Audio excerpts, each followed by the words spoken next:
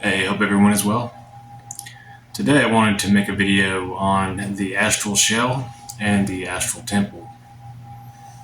The astral shell, it can mean a few different things depending on who you ask, because there is the astral shell where the physical body dies and it's the energetic fingerprint of the person, what's left of them, and all the mental aspects of them leave.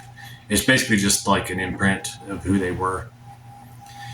But the astral shell while you're living it's the energy around you that your body emits, and it basically has the same shape as you, and that's the one we're going to be talking about in this video. Uh, the astral shell is what you can use when you astral travel to different locations. A lot of people access it when they're dreaming, and if you've ever been trying to sleep and you end up with that vibration feeling throughout your body, like you're almost have like you're being electrocuted, or you just feel really, really vibratory and energetic throughout your body, that's you tapping into the energy of the astral shell.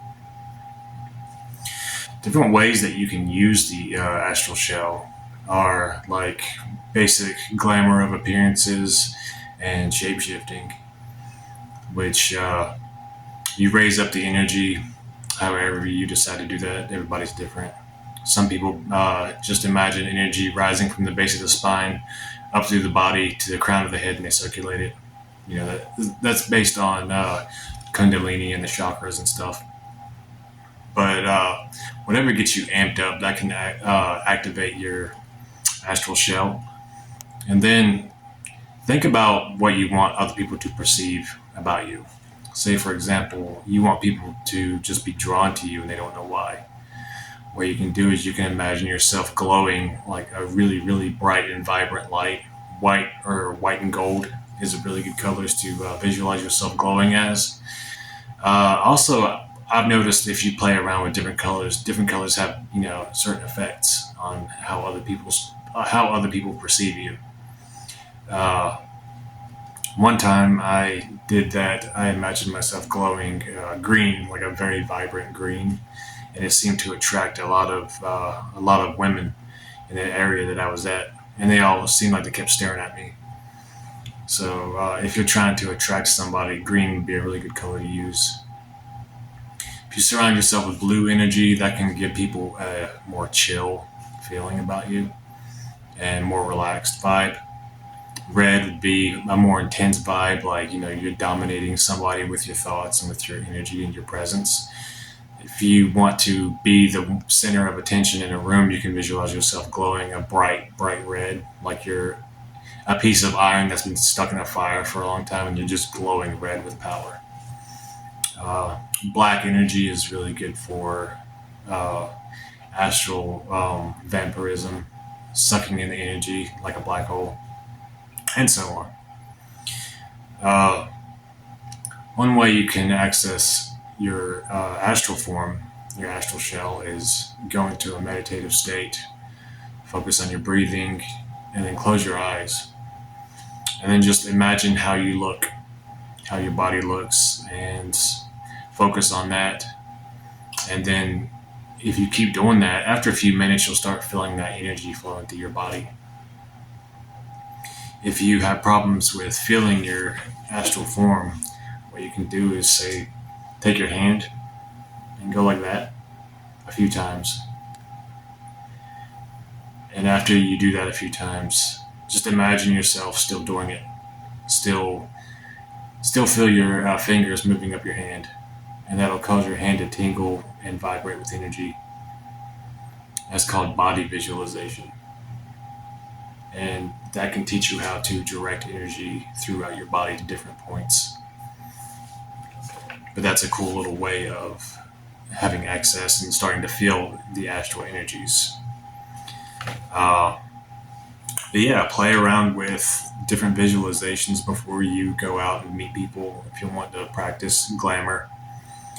Uh, it'll also help you, it'll also teach you how to direct the energy through different points of your body and holding visualizations while you're out doing different things. Uh, basic shape shifting, it's kind of along the same lines. All you got to do is just empower your astral shell and then visualize yourself as something else. Take on the attributes of whatever it is that you're visualizing yourself as. For example, you can visualize yourself as, say, a wolf or a bat or a cat, even. Say if you visualized yourself having the astral form of a cat, you can take on the enhanced hearing, enhanced perception, greater night vision, and the more you practice it, the better you'll get at it. The better you'll be able to take on the attributes of whatever it is that you're visualizing yourself as. All right, for basic astral travel, it's a systematic practice. What you'd want to do is go into a trance and then imagine your astral form expanding and contracting as you breathe in and out. That'll help you get a feel for it. And then finally try to raise your astral hand out of your body and look at it. And then do the same with the other hand. Go like that with your astral form.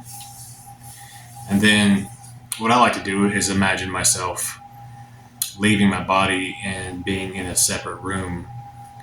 And then you can just imagine yourself walking around that room, looking at different things, feeling how it feels to be in a different location than what your physical body is.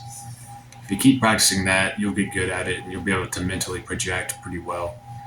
And you can have almost like a dual awareness of your physical body and your astral body at the same time. Now for the astral temple. An astral temple is a place on the astral plane where you can practice rituals and you can go to meditate and empower yourself and to commune with spirits, gods, and energies. A lot of people, they don't have the space to have a physical temple to do rituals in, or they want to keep their practices private and keep things secretive. The astral temple is really good for that. So to build up your astral temple, what you want to do is go into a trance and visualize yourself in an open area. Whatever vibes that you want to have in the area, just imagine it like that. Like if you want it to be like a creepy, ominous place, because you're more, into black magic and stuff, you can visualize it being a thunder, like a mountainous landscape with a storm on the horizon. You hear thunder and smell the electricity and stuff. Have like a barren, rocky ground. And then what you can do is you can visualize yourself building up the temple however you want it to look. Work on the outside. I've made astral temples before that had like obsidian walls on the outside. And you can make it as tall or as small as you want, but in the beginning, I would say start off with like a one-roomed astral temple. And open the door and step inside. Look around in the darkness and start adding different altar things like a dagger, a chalice, candles, sigils of the gods and goddesses that you work with, or statues. Whatever you want to add to it. It's personal, and you should make it however intricately that you want. And the more people say, the more that you visit your astral temple, the more solid it becomes. Personally, it seems honestly like it kind of comes and goes. Like some days it'll be a lot clearer, other days not so much. But that's my own personal experience. Some people may experience it getting more solid over time. But for me, it would come and go as far as how real it seemed. But one thing that I came up with is when you create your astral temple and you visit it a few times, what you can do is on the door of your astral temple, you can draw a sigil that's associated strictly with that temple. So anytime you want to go to the astral temple, you can just close your eyes and visualize the sigil and pass through it, and you'll be inside of it. So it's a cool little way to I guess, anchor the astral temple on the physical. And you can also empower that sigil outside of the astral temple. So, like, for example, you could create an astral temple, work on it for like a month or so, then create a sigil for it, put it in some of your artwork or something online, and a lot of people see it and they're like, okay, cool sigil, you know. But what they're doing, they're empowering that astral realm, that astral temple, without knowing it. So that's something to think about as well. You can even put the astral temple sigil on a tool that you use on the physical plane, and any kind of energies that are there, it will empower your physical rituals from that place. So it kind of has an as above, so below aspect to it as well. Uh, Thirdly, you can also give your friends that sigil and they can visit your astral temple and you can meet up there. But the astral temple really trains your astral senses. It really teaches you the mental abilities of visualization, raising energy on a more subtle plane of existence. And it hones your ability to do rituals and stuff outside your body. You can also, if you have a deity that you're dedicated to, you can do a ritual on the physical plane and use that sigil in it and ask the deity to consecrate and empower your astral temple. And that will definitely solidify it. But yeah, the more you work with it, the stronger your visualization ability will become. You can do pretty much anything on the astral realm, on the astral temple. Anything from invocation to evocation, and you don't need any kind of physical props or anything like that. It basically becomes open-handed, just straight from the soul, straight from your mind, magic and practices. If you read anything, any kind of ritual that you like, you can memorize it, and then you can go into a trance and you can enter your astral temple and perform it.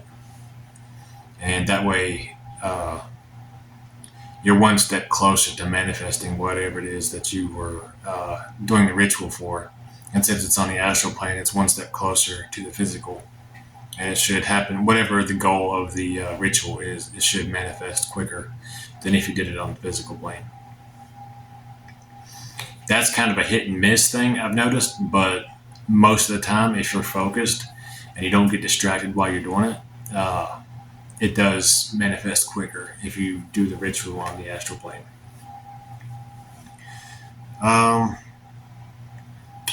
Let's see, what else? Shout out to Nosaj The Conqueror for giving me some ideas about this video, because I wanted to make a video tonight. I wasn't sure what about, and he suggested, about the astral shell and the astral temple. But the other form of the astral shell is, like I said, after the physical body dies of a person, that's what's left over as far as, the remnants of that energy before it disintegrates. And you can use necromancy to call upon that astral form of the person and learn some of the things that they experienced in life before it disintegrates. But that's a topic for another video. But yeah, practice working with your astral shell and your astral temple every night, I would say. People who like lunar magic, I would say go from a new moon to a full moon, practicing it every single night, and that would kind of build up the power of it, as time progresses.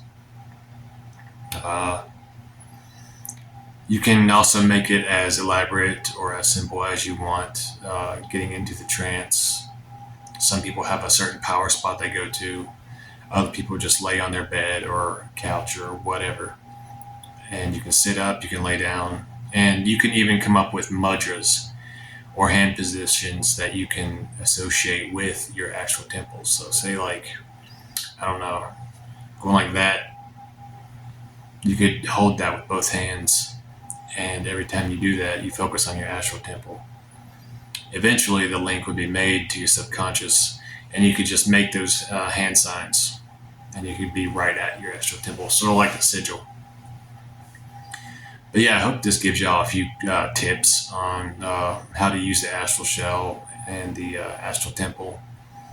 But the next gate for the 13 gates should be opening soon, so I'll have more videos up soon for that.